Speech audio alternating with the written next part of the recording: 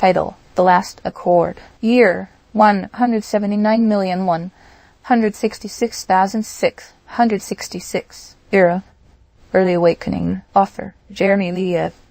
And Rise of the Zodiac Series 2025. Chapter 1. The city of iron rose from glass and steam, its towers gleaming with innovation, its streets whispering the promises of progress. But beneath its beauty pulsed an unspoken tension, one that shimmered in the air like heat before a storm. Every year, the Accord of Ten was renewed, an agreement between guilds, magistrates, and the mysterious tribunal. None knew the true terms, only that peace had lasted because of them. Kalia was the undescribed ever admitted to the Hall of Records, her fingers stained with ink and truth. She stumbled upon a forgotten codex, its spine broken, its contents redacted. But one phrase intact: control is an illusion that wisdom eventually blesses and releases. And it was signed: The Plague of the Possible. Chapter 2. Kalia's discovery led her into a spiral of hidden chambers and coded language, where she uncovered pieces of the original accord. It hadn't promised peace, it had promised obedience, and worse, it had never been intended to last. The tribunal knew the illusion would decay. They counted on it. In a secret chamber, Kalia met the last accord, an automaton crafted to read the city's emotional temperature, built to end the illusion. When trust dipped below recoverable levels, it blinked and spoke. Shall I begin the unraveling? Kalia hesitated, then said, Not yet. Let's try honesty first. Chapter 3. She exposed the accord, publicly, painfully. There were riots, denials. Some called her a traitor, others a prophet. But people began talking, really talking. The guilds stepped down from their podiums. The tribunal disbanded without a word. Kalia led forums in the central square where no one was silenced, and no voice was above another. The automaton watched from a balcony, its eyes dimmed, not in death, in peace. Years later, a monument stood in its place, a transparent sculpture etched with Kalia's writings, its base in gold. Control is an illusion that wisdom eventually blesses and releases, and beneath it, only the honest can hold what was once hidden. Title: The Sandwalker. Year: 178,153.7. Era: Early Awakening. Author: Jeremy Levan. And Rise of the Zodiac Series 2025. Chapter 1. The city of Zodiac, nestled on the edge of a desert where the dunes moved like tides,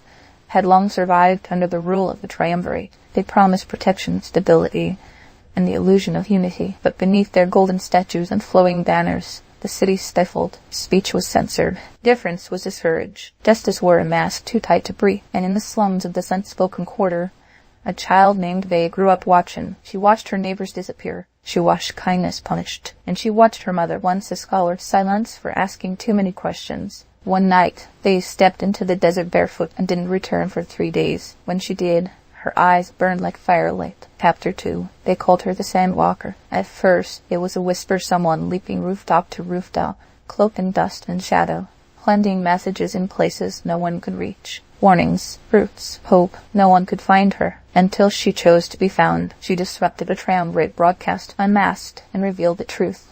She had absorbed the desert's sacred fire, a phenomenon, thought, myth, flame that burned only in the hearts of those willing to stand alone. She didn't seek power. She sought to remind that freedom begins with standing up, even when your knees shake, even when you stand alone. Chapter 3. The triumvirate retaliated, but the Sandwalker didn't fight with fists. She used stories, shared the hidden histories, revealed the silenced names. One by one, people stood up beside her: artists, shopkeepers, guards who remembered what their uniforms once meant. The desert, they said, had chosen her to awaken Zodiac, and it did. The city cracked, not in violence, but in light. In the center square, they built a monument of shifting sand glass that never settled, etched into its face. You do not heal to become the same, you heal to become sacred motion. And beneath it, the stand is to invite others to rise. Title: The Echoeater. Year: 178,525,640.4. Era: Early Awakening. Author: Jeremy Levan. And Rise of the Zodiac Series 2025. Chapter 1. Beneath the glass canopy of what was once the verdant expanse, now lay the droughlands, hollow and cracking, stripped by generations that thought prosperity was measured in conquest, not continuity. Echoes haunted the wind here, not just of people, but of forests, rivers, birds that no longer sang. And in their absence, something began to stir. Her name was Mira, a silent girl born of silence, able to absorb sound, completely gifted or cursed. with the ability to hush any chaos around her. They called her the Echo Eater. She called herself a listener. Chapter 2. Nearer roamed the poisoned valleys, gathering seeds others thought extinct. She could hear them muted whispers in the wind, urging her toward forgotten springs, buried roots, the pulse of the land begging for rebirth. When corporations raised the remains of the green wall to drill deeper, Nira stood in their path, not with violence, but with silence. She stepped into the machine's path and absorbed the roar. Engines died. Voices trembled. It was not terror she wielded, but reverence. And in that stillness, the earth spoke louder than it had in centuries. Chapter 3. They tried to capture her, brand her a terrorist, but every time they approached, she vanished into stillness until only her cause remained, echoed in the protests of children, the uprisings of farmers, the quiet revolutions of those who planted where it hurt. Near disappeared after a storm, leaving behind a circle of trees that grew from salt-ridden ground. No monument was built, but years later, at the core of the revealing accord, every ambassador wore a blackthorn pin and recited a vow. To face the unknown is to choose meaning over safety, yet the stars remember what silence dare not speak. And beneath it, in sap ink, protect what does not speak, for it remembers who listened. Title: The Blind Healer. Year 178,205,128.1. Era: Early Awakening. Author: Jeremy Levan. Rise of the Zodiac, Series 2025. Chapter 1. In the high-walled city of Vantral, every injustice was treated like a bad dream, acknowledged, then quickly buried. The people were polite, the plazas were clean, and suffering, though present, was kept behind curtains. Calais, a healer born blind, but gifted with perception beyond sight, lived in the city's oldest quarter. He heard the truths others buried beneath pleasantries. Each woman whispered to him scars that told stories even the mouth dared not voice. Though his patients were many, he noticed patterns. Bruises that matched, silences that repeated, names that always vanished from the census. But when he asked, the guards smiled.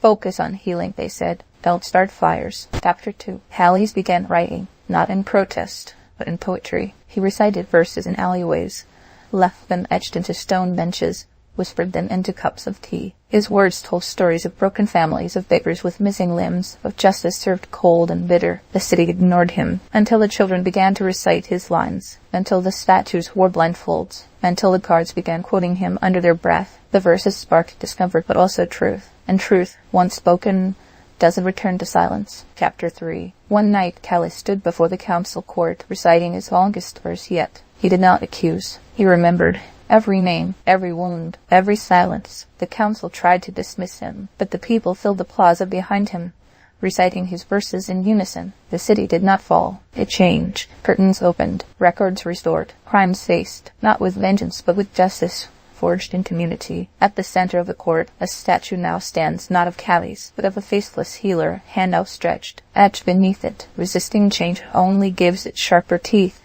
Yet the stars remember what silence dare not speak. And below it, justice is not blind, it waits for those who finally see. Title: The Tide Watcher. Year: 177,884,614.8. Era: Early Awakening. Author: Jeremy Levan. Rise of the Zodiac, Series 2025. Chapter 1. Myro always said that nothing washed away sin quite like a strong tide and a good joke. He wasn't a priest, or a prophet, or even particularly likable, but on the edge of shanty reach, he was the closest thing to wisdom most people had. With a crooked nose and eyebrows like nesting gulls, he ran the tide post a half tavern, half lighthouse, and full-time theater for anyone with a story to tell. He kept a tide log not of currents, but confessions, and to every confession he replied the same. Funny that. You're still here, aren't you? Chapter 2. When the merchant lords demanded he vacate the coastal bluff for luxury expansion, Mile held a last-chance regret festival. He invited every patron to come air their greatest personal mistake on stage, to music,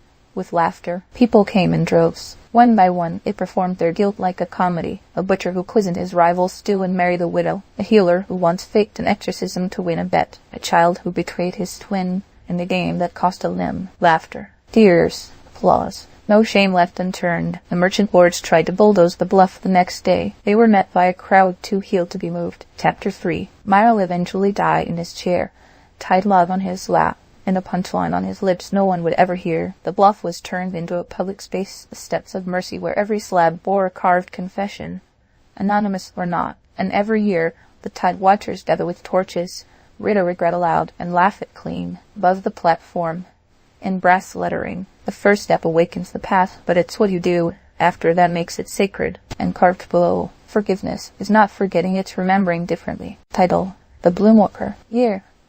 177,564,102.5. Era: Early Awakening. Author: Jeremy Levan and Rise of the Zodiac Series 2025. Chapter 1. In the floating city of Calabar, every citizen wore a flower, not as decoration, but as declaration. Each bloom reflected one's emotional state. The blossoms changed with truth, wilted with lies, and bloomed brightest in moments of love or courage. Alira was born with a rare bond to her flower, a crimson bloom called a bloomthorn, known for its resistance to change and its capacity to endure heartbreak. Her family ran a garden where truths were cultivated in quiet corners, where people came to mourn and heal. Then came the Edict of Balance, a mandate from the city's governors to prioritize uniformity and suppress emotional divergence. Love stories ended in silence. Marriages were arranged based on logic, not connection. The flowers began to dull, but Alira's bloomthorn deepened in hue, because she refused. Chapter 2. Alira had fallen in love with Taran, a former archivist turned rebel poet. They wrote together in secret lines, etched in pollen and pressed into petals. Their love was not loud,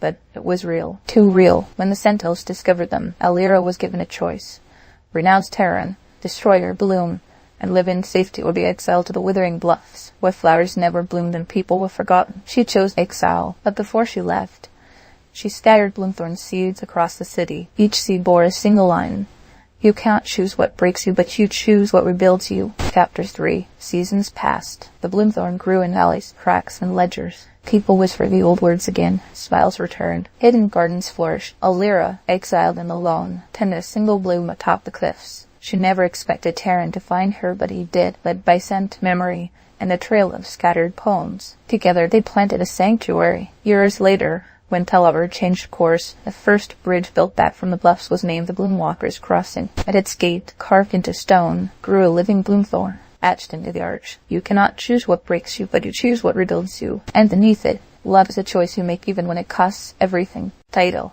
The Name That Refuses. Year: 177,543,589.2. Era: Early Awakening. Author: Jeremy Levan and Rise of the Zodiac Series 2025. Chapter 1. There were no official records of Valenseth, no birth ledgers, no academy placements, no service medals, but across a dozen broken republics and toppled spymasters, the names surfaced like a ghost, often whispered, never confirmed: the Soul Mirror, Codebreaker, Infiltrator, and Survivor of interrogation chambers that erased minds. But Alen never vanished. Not truly. She changed tactics, and changed names. Her favorite, however, was the one they couldn't strip from her.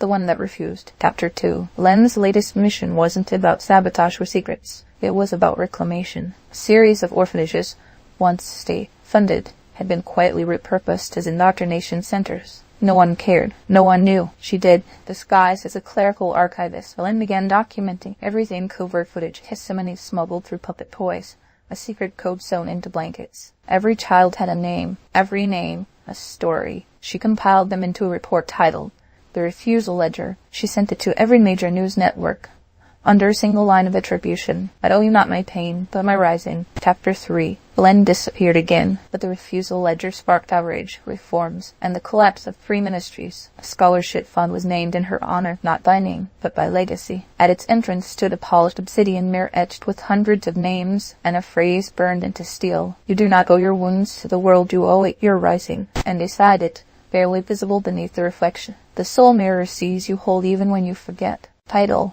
The Lark of Liminal Waters. Year: 177,923,076.8. Era: Early Awakening. Author: Jeremy Levan and Rise of the Zodiac Series 2025. Chapter 1. In the marshland village of Rivenshi, there was a saying: if you want to find yourself, get lost in the fog. Fog was more than weather in Rivenshade. It was a threshold. The liminal waters that surrounded the village were alive, shifting not just with tide, but with memory. People claimed it was haunted. Some said it was sacred. The elders called it a trial, but the children called it the veil. Leaders in Rivenshade were chosen not by lineage or vote, but by journey. Once a decade, candidates entered the liminal waters alone. The rules were simple: no tools, no maps, no companions. Only themselves, the fog, and what of her truth?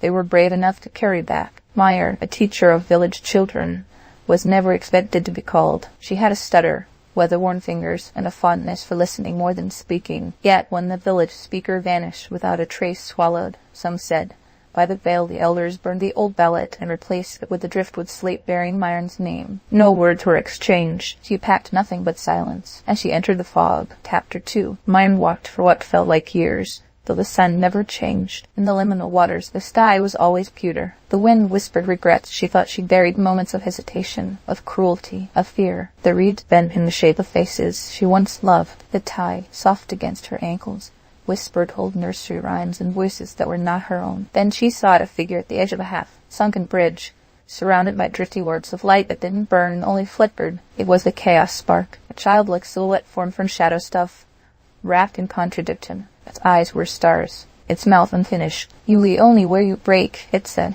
"Show me your break." Myron's knees folded. Her voice cracked not from fear, but from release. She screamed, louder than she ever allowed herself. Every time her students laughed at her stutter, every moment she let herself be small for others' comfort, every time she wanted to believe she mattered, and silenced the thought. The fog didn't recoil. It cleared. The spark bowed. "Now you are true." And the path revealed itself, not the one back to Ravenshade, but a temple of moss and stone at the heart of the marsh. There she rested and wrote. Chapter 3. When Myron returned to Ravenshade, her hair had grayed.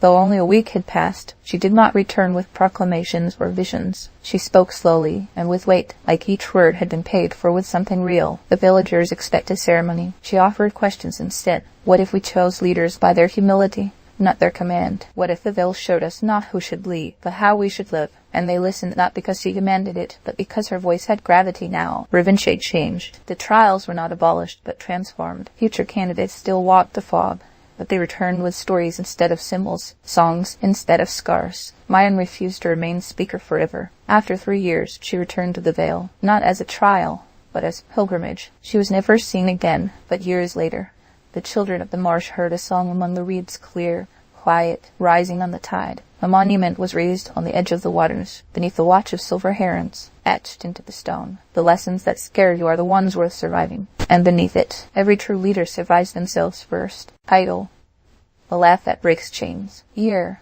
176,602,563.5. Year of Early Awakening. Author: Jeremy Levan. Rise of the Zodiac Series 2025. Chapter 1. Dessa was not known for subtlety. She entered revolutions like a firecracker tossed into a library, loud, reckless, and somehow enlightening. In a city where laughter had become suspicious and romance criminalized, Kessa smuggled hope beneath her jokes. She performed in alleyway cabarets, turning propaganda into parody, while slipping coded messages to those brave enough to listen twice. They called her the smiler beneath the hood. They never caught her in time. Chapter 2. Her most dangerous act was not a sketch or a sonnet, was a kiss. The Aryan, the government scribe, whose conscience had splintered from too many forged condemnations. They met in a repurposed bakery turned resistance post. Their conversations were batter, thick with metaphors and powdered with danger. When the regime stormed the post, Kessa did not run. She stood center stage and turned the floodlights on herself. "They want to know who I am," she said. "Tell them I kissed their silence on the mouth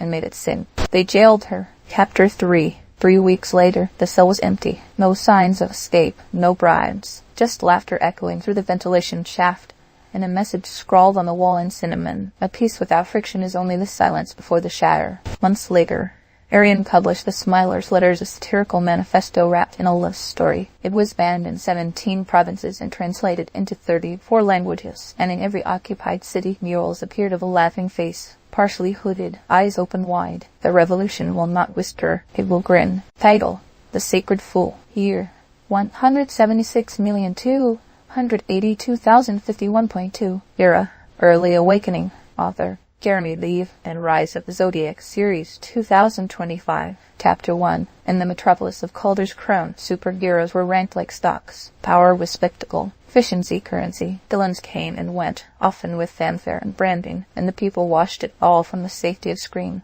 The towers. Justice, like entertainment, came in streaming episodes. But then came the Sacred Fool. He wore mismatched robes, bells on his boots, and a mask made from woven feathers and twine. He had no powers, only riddles. No sponsors, no ads, and yet he kept showing up in the middle of disasters, diffusing conflicts not with fists, but with questions. Why do you burn what you're trying to protect? Who told you fear was strength? Chapter 2. The others mocked him, especially Stoneblood, a rank 3 powerhouse with a mineralized exoskeleton and a fanbase of millions. To him, the sacred fool was a clown, a joke dressed in mysticism and pretension. But the fool kept appearing, kept undoing violence with awkwardness, honesty, absurdity. One day, a villain named Clyde set off a neuroempathic bomb, one that made everyone feel everyone else's pain. In the chaos, Stoneblood began to crack literally. His armor, forged through repression, began to crumble under the weight of shared grief. The fool found him curled in a crater,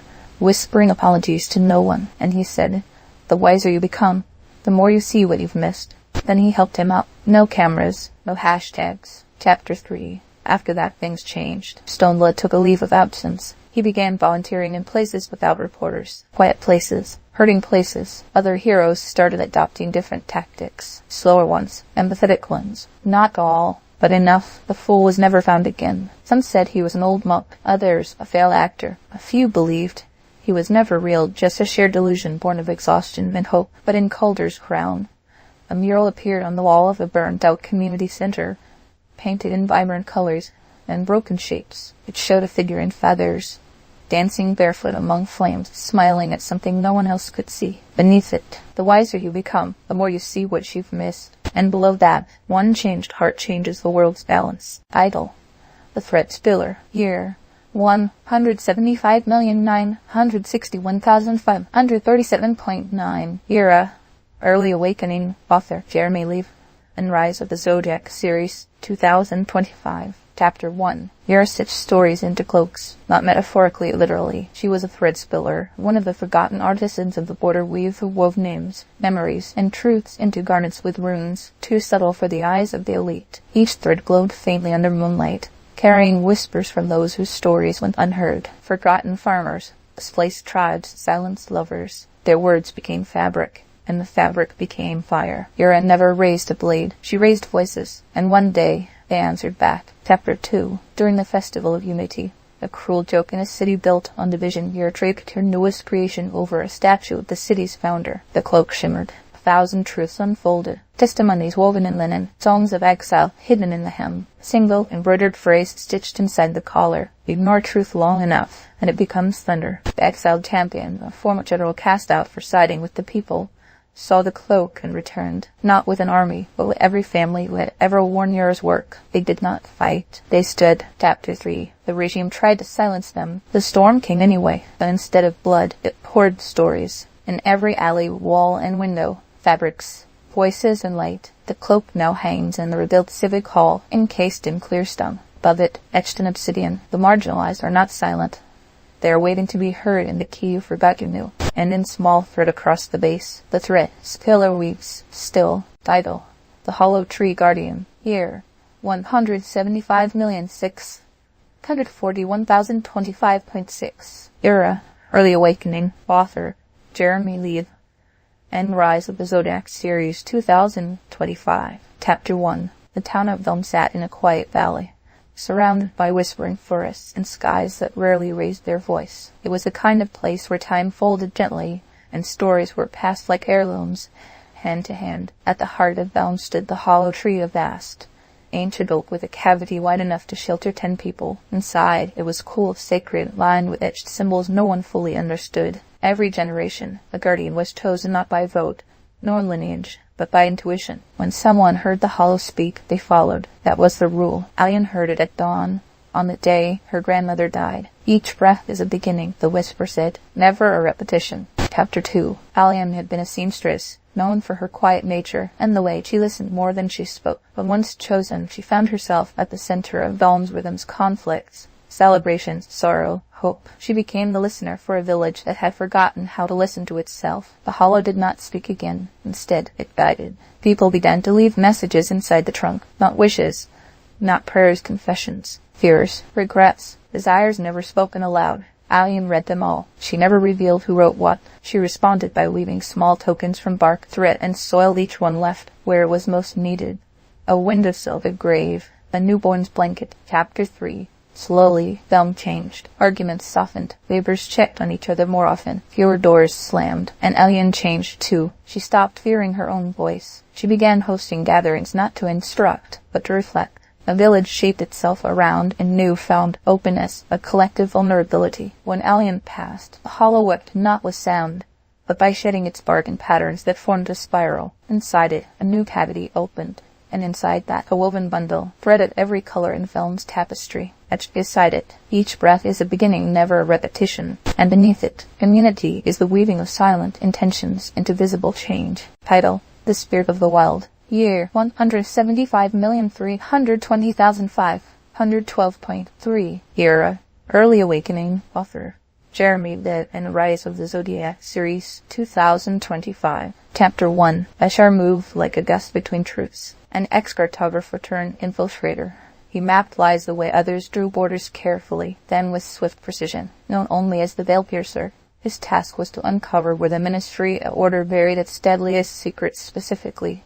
Secrets about who fed whom when the storms came. He found them under charity, cloaked as kindness. Records of food stockpiles meant for the starving sold to private fleets. Villages raised by paper and price. Bashar didn't carry knives. He carried knowledge, and that made him dangerous. Chapter 2. He returned to the mountains where the spirit of the wild was said to dwell, an old belief, mostly dismissed. But Bashar needed silence, clarity, and guidance beyond data. What he found wasn't myth, it was memory. The elders, they remembered the first starvation, and they taught Bashar something more useful than vengeance: service. Through planting, tending, and sharing, he began again not as an agent of retribution, but as a current of restoration. They whispered a phrase as he slept under the canopy of roots: the higher the wind, the taller your spine must grow. Chapter 3. He didn't return to the city with files. He returned with seeds. By night, the people found satchels of food, instructions, and stories in their mailboxes, and fireflies carrying poems in barcode patterns. Then wells dug overnight in neighborhoods long forgotten. The ministry suspected a foreign network. They never found a single operative, because the spirit of the wild wasn't one man. It was every back turned toward greed,